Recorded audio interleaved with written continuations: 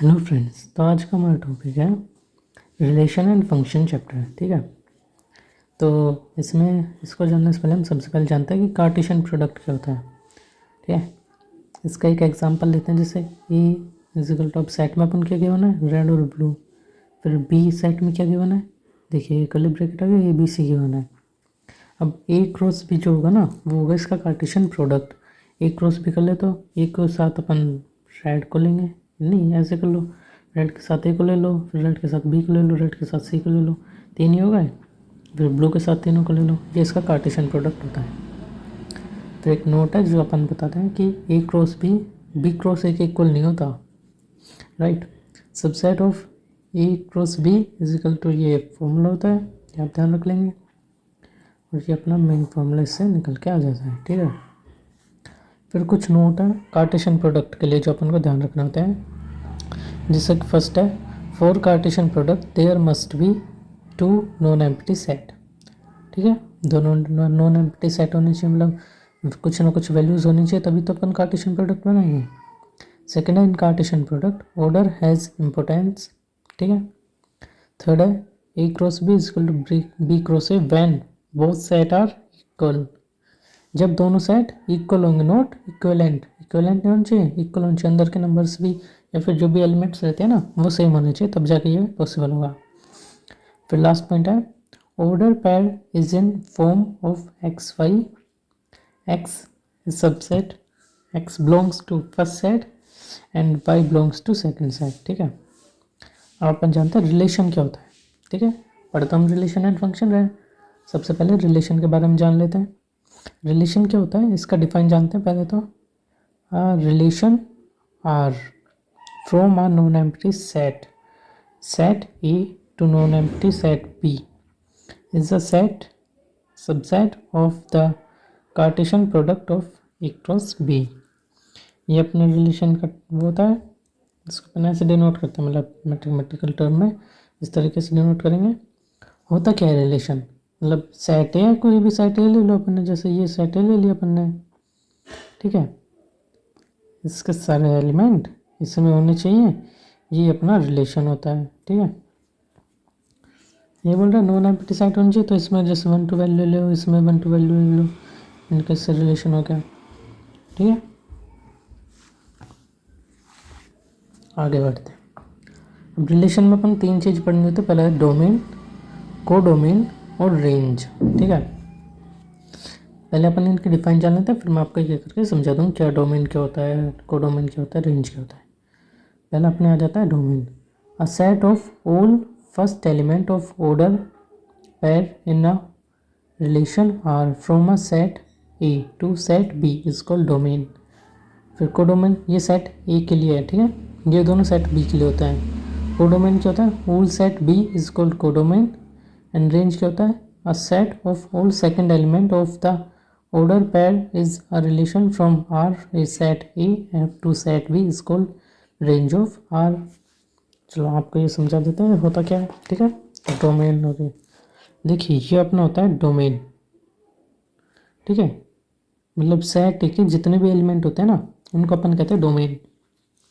अब अपन ने सेट, फिर ये तो अपना सेट ए का हो गया, ये अपना सेट बी है, देखो। ठीक है, अब सेट बी के जितने भी एलिमेंट टोटल वूल सेट कंप्लीट, ये क्या होता है, कोडोमेन होता है। ठीक है, ये अपना कोडोमेन आ गया। अब रेंज क्या होता है, रेंज देखिए ए सेट का बी सेट के एलिमेंट से जो रिलेशन है, ठीक है, 1 का रिलेशन 1 से है, 2 का रिलेशन 1 से है, तो ये जितना रिलेशन है, जो एलिमेंट छूट गया उसको छोड़ दो, जिनका रिलेशन है उसको कहते हैं अपनी रेंज। ठीक है, सिर्फ जिनका रिलेशन है, जिनकी इमेजेस हैं, ठीक है, उसको अपन कहते हैं रेंज। समझ आ गया। अब आगे बढ़ते हैं। एक नोट है, रेंज हमेशा कोडोमेन के अंदर होगा। ठीक है, मतलब कोडोमेन हमेशा बड़ा होगा, सीधी सी बात है, रेंज उसका सबसेट होगा, राइट। क्योंकि देखिए ना, को अपने पास ये देखिए कोडोमेन क्या है, 1 2 3 4, ठीक है, रेंज क्या है 1 3 और 4, तो कोडोमेन के अंदर हुआ ना, तो सबसेट हुआ इसका, वही अपना नोट है। उसके बाद कुछ दो अपने पास नोट हो रहे हैं, जैसे कि फर्स्ट है, A relation may be represented algebraically either by roster method or by set builder method. Relation को अपन कैसे भी रिप्रेजेंट कर सकते हैं, रोस्टर मेथड से कर दो, सेट बिल्डर से कर दो, या फिर एल्जेब्रिकली कर लो, ठीक है। फिर सेकंड है relation R from A to A is also stated as relation on A, ठीक है। फिर अपना सेकंड पॉइंट आता है फंक्शन। फंक्शन क्या होता है?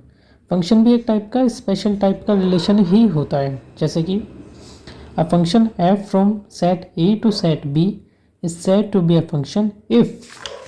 इसमें सिर्फ एक कंडीशन है जो अपन को पढ़नी है, बाकी कोई ऐसा खास इंपॉर्टेंट थिंग नहीं है। Every element of set A has one and only one image in set B. इसका क्या मतलब है? जैसे कि अपने रिलेशन में क्या बनाता है, किसी से दो इमेज हो सकती है, सेट ए की सेट बी में दो इमेजेस हो सकती हैं, लेकिन फंक्शन एक स्पेशल टाइप का रिलेशन है जिसमें सेट ए की सेट बी में सिर्फ एक ही इमेज होगी, दो इमेज नहीं होंगी, ठीक है। सेकंड थिंग है if F is a function from A to B, तो ए बी बिलोंग करेंगे एफ में, then F is equal to B होगा, जहाँ पर B is called image and A is called pre image, ठीक है। B क्या मानी जाएगी? इमेज मानी जाएगी। ए क्या मानी जाएगी? प्री इमेज मानी जाएगी। बी अंडर एफ, ठीक है। फिर ये पॉइंट है the function F from A to B is denoted by F A से बी में, ठीक है। ए क्या है? इधर ए क्या है?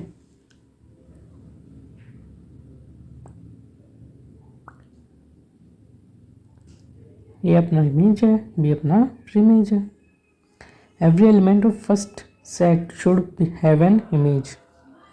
फर्स्ट सेट का जितने भी एलिमेंट होंगे उनकी सबकी इमेज होनी चाहिए फंक्शन में, ये नेसेसरी है। मतलब डोमेन, जैसे इधर अपन ने डोमेन लिया ना रिलेशन में, तो क्या था कि ये डोमेन है, इनकी सबकी इमेज इधर होनी चाहिए, और किसी की नहीं है तो चल जाएगा, लेकिन इधर नहीं चलेगा। जैसे 5 छूट गया, उसमें नहीं चलेगा, फंक्शन में, रिलेशन में चल जाता है।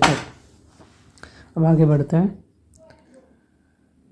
अब अपन फंक्शंस के टाइप देखते हैं कि फंक्शन कितने टाइप के होते हैं, ठीक है। सबसे पहले आता है रियल फंक्शन।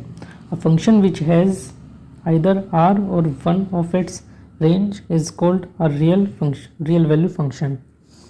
और फंक्शन देखते हैं जैसे आइडेंटिटी फंक्शन, इसमें क्या होता है, आर सेट होता है रियल नंबर का, एफ बिलोंग करता है आर से आर में, Y equal to F x